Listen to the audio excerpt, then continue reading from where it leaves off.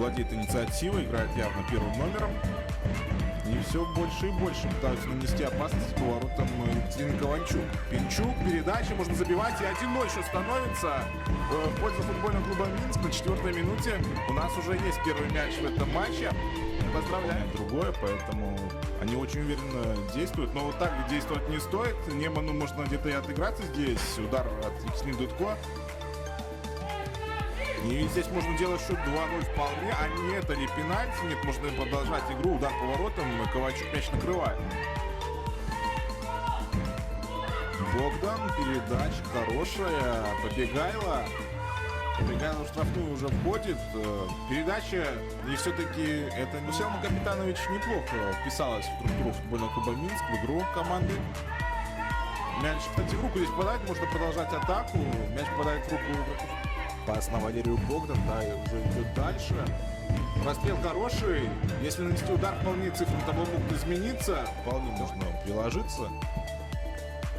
Так и есть удар по воротам от Екатерины Дудко, капитан команды, она же играющий тренер, 13 номер Татьяна Кенда, номер 14 Джульетта Нана, 21 номер Валерия Харитончик. Может быть опасно, и знаете, по-моему, это пенальти, да, 11-метровый.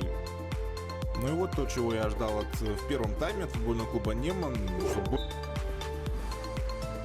Удар по воротам, и 1-1. Неман отыгрывает этот мяч. Делает-то...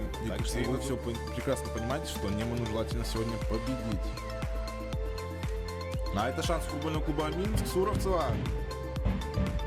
Удар и 2-1. И какой красивый мяч у нас забивает Анна Сас. Ну просто потрясающий удар, потрясающая передача и красивый. Также 7-мильными шагами, и все будет хорошо. Ну а Неман тоже неплохой сезон провел, очень хорошо начал чемпионат. Продолжим немножко попозже, потому что момент возник в футбольном клубе Анна Сас. Это уже Побегайло. Подача от Анастасии, замыкать нужно. Будет навешивать, я думаю, Анастасия. Хотя сегодня очень много прострелов футбольного клуба Минска. Побегайло обводит, передача дальше. И здесь надо забивать. Видите, Ковальчук блестяще действует. Вынесен. Здесь Анна Сас очень хорошо играет. Анастасия Побегайло, может, где-то уже подустала Анастасия, но как будто не было у нее этих 76 минут за спиной. Идет вперед здорово, бьет по воротам и... Смотрим, что будет делать 20 номер.